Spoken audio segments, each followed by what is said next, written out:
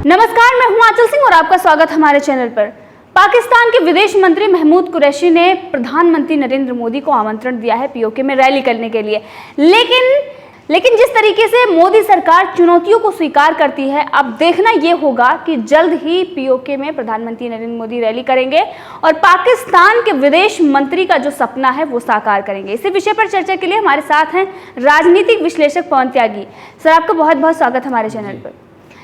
Sir, जिस तरीके से चुनौती दी है पाकिस्तान के विदेश मंत्री महमूद कुरैशी हैं, उन्होंने पाकिस्तान के विदेश मंत्री की जो चुनौती है वो राष्ट्रीय सुरक्षा सलाहकार अजीत डोभाल और प्रधानमंत्री नरेंद्र मोदी भी सुन रहे हैं, तो क्या अब पीओके में प्रधानमंत्री नरेंद्र मोदी रैली करेंगे? बिल्कुल करेंगे जी, और जल्दी ही करेंगे। और मेरा एक अनुमान है, हम तो इंतज़ार कर रहे हैं कि ये जो चुनौती दे रहे हैं ना, ये मौखिक दे रहे हैं अभी कि आ जाइए, रैली करके दिखाइए, जनमत संग्रह करके दिखाइए, हमारे प्रधानमंत्री इमरान खान की श्रीनगर में आप रैली करके दिखाइए, किसका समर्थन है ये पता लग जाएगा। ये सब बातें छोड़ें। ये थोड़े दिन पहले कह रहे थे हमारे पास परमाणु बम है, वो हमने जो छोटे वाले बम रखे हैं परमाणु, वो क्या हमने पटाखे किसी की शादी में छोड़ने को रखे हैं, वो हमने भारत के लिए रखे हैं। तो भाई वो जो रखे हैं उनका करोगे क्या? तुम अपने यहाँ उनको ईद पे छुड़ाओगे क्या? ये चुनौतियां देना बंद करें। आपको बताऊं कि जैसी ये हरकतें कर रहे हैं, पीओके भारत का अभिन्न अंग है। संसद में विधिवत हमारे गृह मंत्री अमित शाह बोल चुके और उसको लेके रहेंगे, ये भी बोल चुके।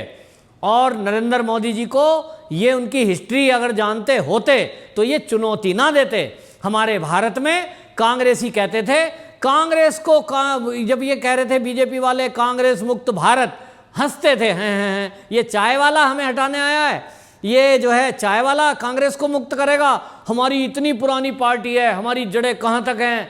आज कांग्रेस मुक्त हो गया, 3 राज्यों में बचा है, मुश्किल से समाप्ति की ओर है। फिर लोग कह रहे थे कि मोदी जी ने घोषणा पत्र में अपने लिख दिया है कि हम 3 तलाक खत्म करके दिखाएंगे।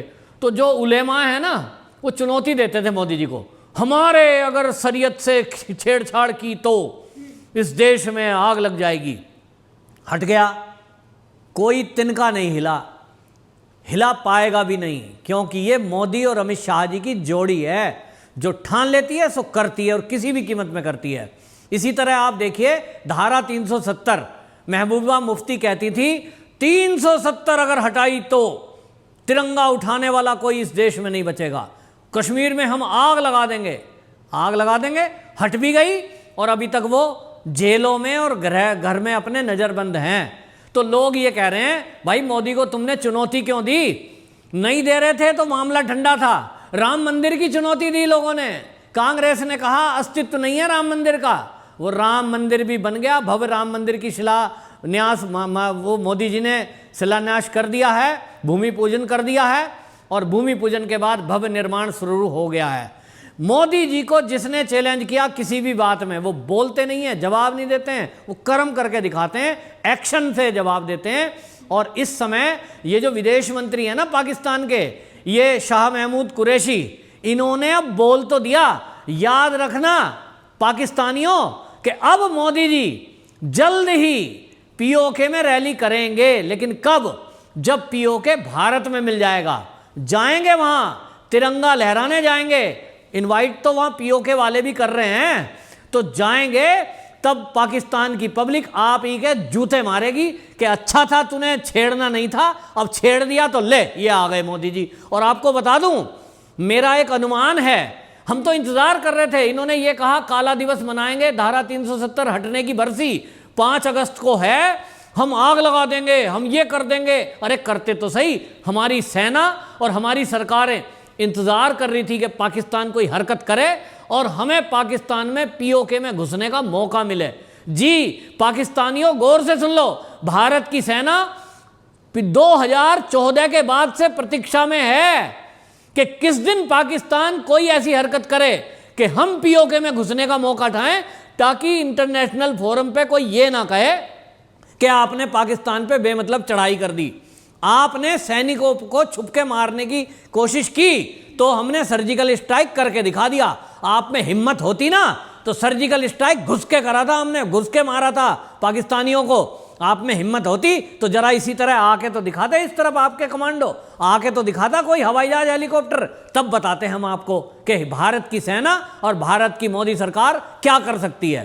अब जबकि आप जनमत संग्रह की बात कर रहे हो, जनमत संग्रह चिंता ना करो, जनमत संग्रह करेंगे तो अब पाकिस्तान में भारत सरकार कराएगी कि ये जो आपके पीएम हैं इनको कितने लोग चाहते हैं, जरा करा तो लो।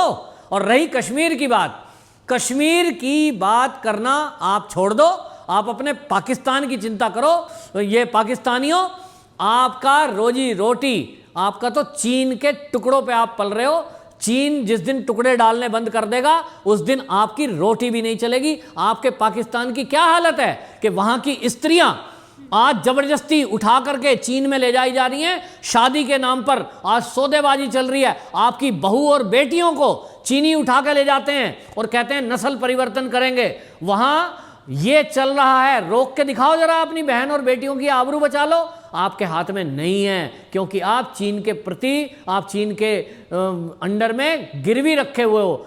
आप महमूद कुरैशी जी जो बोल रहे हो, तो आपको बता दूं, आपने नक्शे में अभी पिछले दिनों नक्शा जारी कर दिया और नक्शे में आपने कश्मीर, लद्दाख और जूनागढ़ को अपना एरिया बता दिया।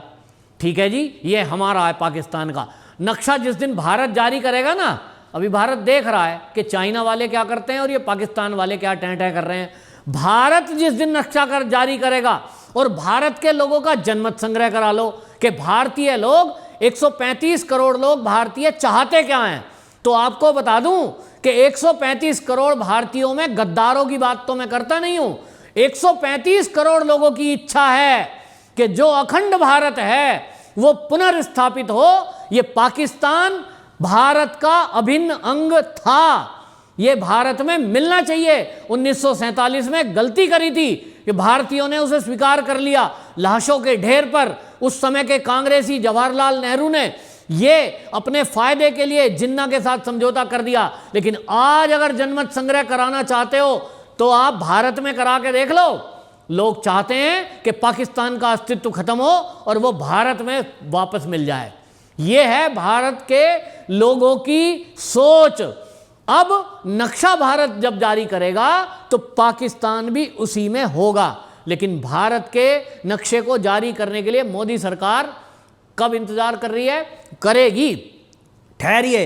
वो कब करेगी? जब उसको कब्जा कर लेगी, और ये कब्जा होने वाला है। आपकी इंतजार में है कि आप करते क्या हैं। आप ऐसे ही थूक के चाटते हो या आप जो कहते हो उस पर कुछ करके भी दिखाते हो?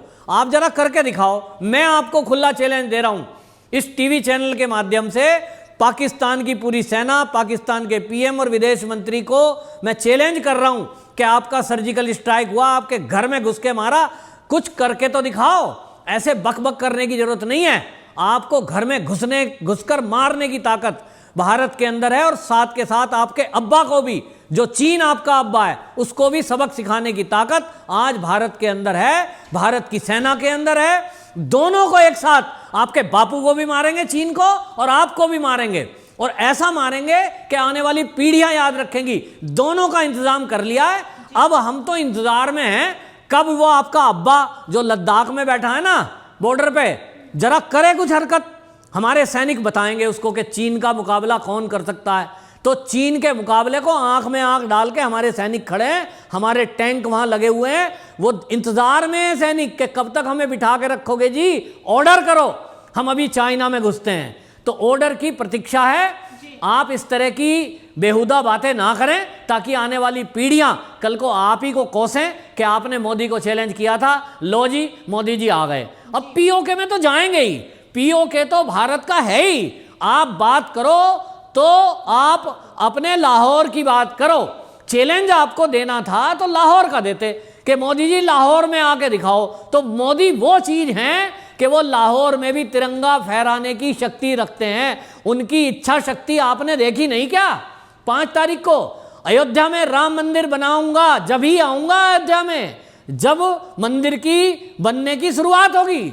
29 साल की प्रतिज्ञा उन्होंने पूरी की, वो है मोदी जी। मोदी को चैलेंज ना करना, और मोदी जी को अब चैलेंज किया है तो आप पीओके की जो छोड़ो, वो तो भारत का है, लाहौर की करके देखना, तो मोदी जी लाहौर में भी तिरंगा गाड़ के दिखाएंगे आप। जी बिल्कुल सही कहा आपने। और 370 धारा 370 कश्मीर से हटी, उसके एक साल बाद पाकिस्तान ने अंतर्राष्ट्रीय मुद्दा इसे बनाने की कोशिश की, लेकिन अमेरिका ने इसे नाकाम कर दिया। चाइना के साथ जो प्रोपेगेंडे इसके थे सारे फेल हो गए हैं और इसीलिए बौखलाहट है, इसलिए विदेश मंत्री का बयान इस वक्त आ रहा है।